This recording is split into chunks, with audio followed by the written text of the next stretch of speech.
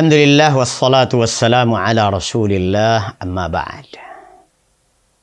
Di antara karakter yang ingin kami cetakkan pada santri Al-Ma'had adalah karakter hafal Al-Quranul Karim. Al-Ma'had sebenarnya bukan pondok tahfidz, tetapi Al-Ma'had layaknya sebuah mall pendidikan. Layaknya sebuah mall pendidikan. Di sana ada layanan tahfidzul Quran. Di sana ada departemen yang mengurusi khusus tentang tahfidzul Quran, sehingga seakan-akan departemen tersebut merupakan sebuah pesantren di dalam pesantren. Sebuah toko di dalam mall yang besar. Maka selain santri Al-Ma'had mendapatkan asupan ilmu secara formal klasikal, belajar ilmu-ilmu agama dan ilmu-ilmu umum sebagaimana di pesantren pada umumnya.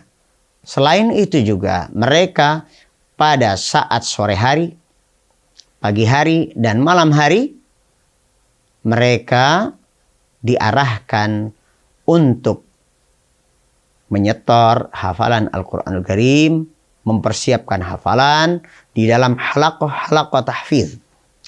Maka para calon orang tua santri, calon santri perlu memahami bahwasanya Al-Ma'had ini meskipun bukan pondok tahfidz secara khusus, tetapi kita bisa mendapatkan kompetensi karakter hafal Al-Quran di sini.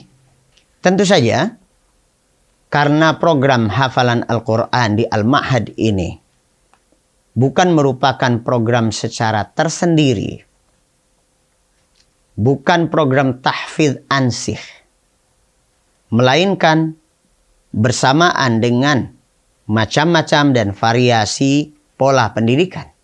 Ada pendidikan asrama, ada pendidikan di kelas, bahkan di lapangan, serta di ruang-ruang kursus.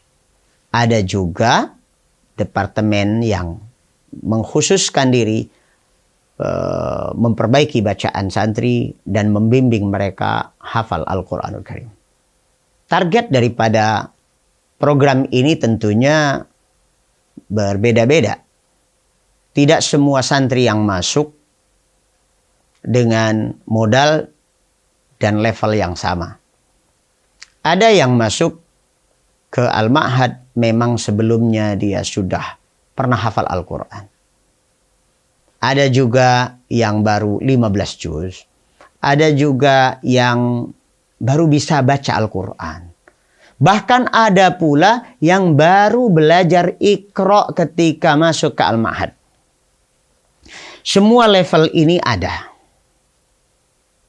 Bahkan anak-anak yang kita anggap begitu masuk Al-Ma'had ini kami menganggapnya belum bisa baca. Makharijul huruf masih berantakan. Beberapa bulan pertama justru dia dilatih untuk membenahi bacaan dulu, meluruskan dulu bacaannya. Sehingga ketika masuk program tahfidz, dia tidak memiliki hafalan yang rusak. Kalau cuma untuk menghafal mudah. Ada yang bisa hafal Al-Quran 30 juz dalam 8 bulan. Ada yang dalam 1 tahun. Ada yang 1 tahun 2 bulan. Ada yang 2 tahun dan seterusnya. Kita di sini punya rentang waktu one stop schooling system. Itu kalau masuknya dari SMP kelas 7, dia dengan bayar sekali, cukup uang pangkal sekali, masuk untuk bisa di pesantren ini sampai selesai SMA. Berarti kisarannya rata-rata 6 tahun. Dalam 6 tahun, rentang waktu yang panjang, dia menghafalkan Al-Quran. Minimal ketika dia akan lulus, mendapatkan ijazah dari pondok, dari sekolah al-ma'had, maka dia harus telah lulus menyetorkan hafalan Al-Quranul Karim minimal 10 juz saja. Jadi beda antara target kita menghafal dengan target kelulusan. Kalau kurang dari 10 juz, menyetor ini kelewatan.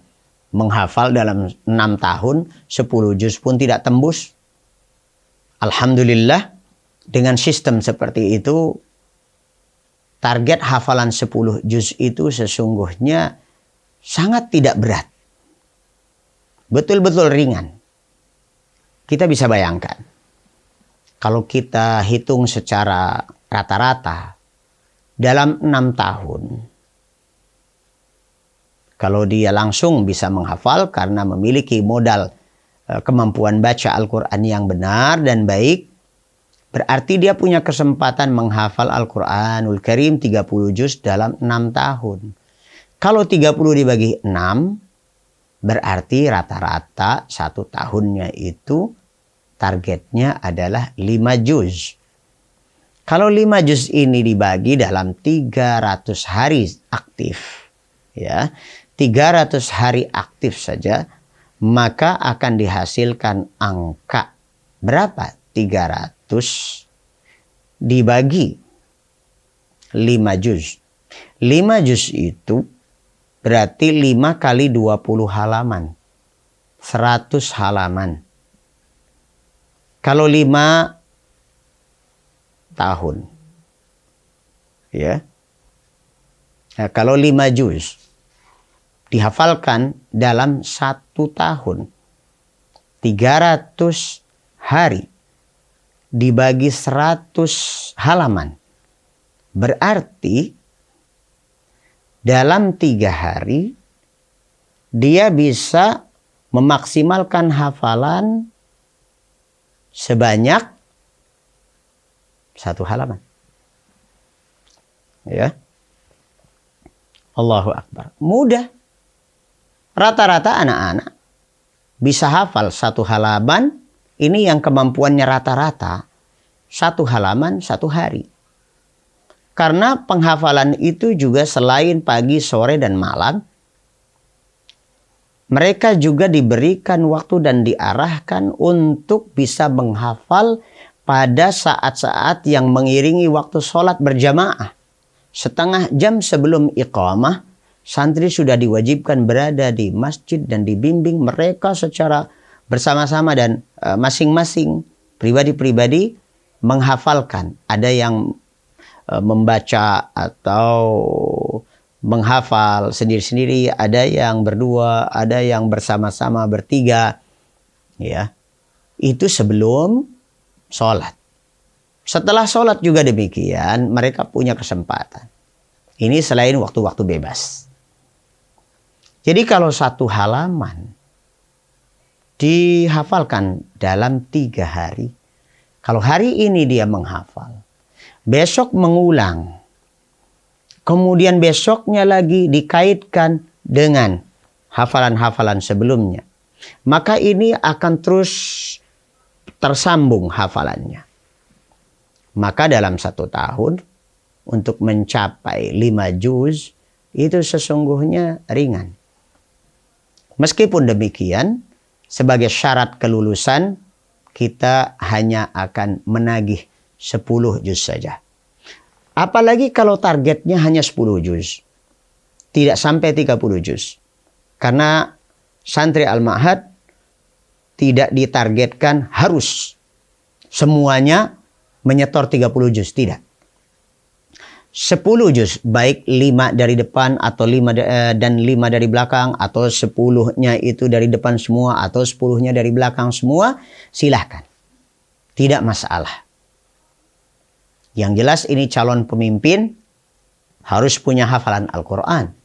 Nanti dia memimpin sholat, dia menjadi da'i, menjadi guru di masyarakat, tidak memiliki modal hafalan Al-Quran, miskin.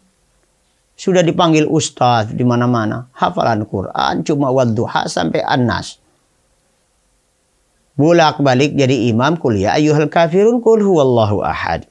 Walaupun bukan berarti tidak sah, tetapi naif sekali. Kalau jadi imam sholat masjid besar, sebarang 10 juz saja sudah keok, tidak punya hafalannya. Nah, santri yang akan kami luluskan ini, dia minimal punya karakter hafal Al-Quran 10 juz. Dan itu mudah. Bisa dicapai dengan mudah meskipun bukan pondok tahfidz secara khusus. Di sini anak-anak belajar juga ilmu-ilmu yang lain. Dan bahkan belajar serta kursus keterampilan-keterampilan hidup yang banyak. Semoga usaha ini diberkahi oleh Allah Subhanahu wa taala dan kita harapkan umat Islam di Republik Indonesia ini akan terus memiliki generasi-generasi yang hafal Al-Quran dan menjadi calon pemimpin masa depan yang bermanhaj salaf Ahlus Sunnah wal Jamaah dan hafal Al-Quranul Karim. Bertemu kembali insyaAllah kita dengan penjelasan karakter yang ketiga, yaitu hafal hadis, kitab Jami'ul Ulum wal Hikam dan Bulughul Maram. Assalamualaikum warahmatullahi wabarakatuh.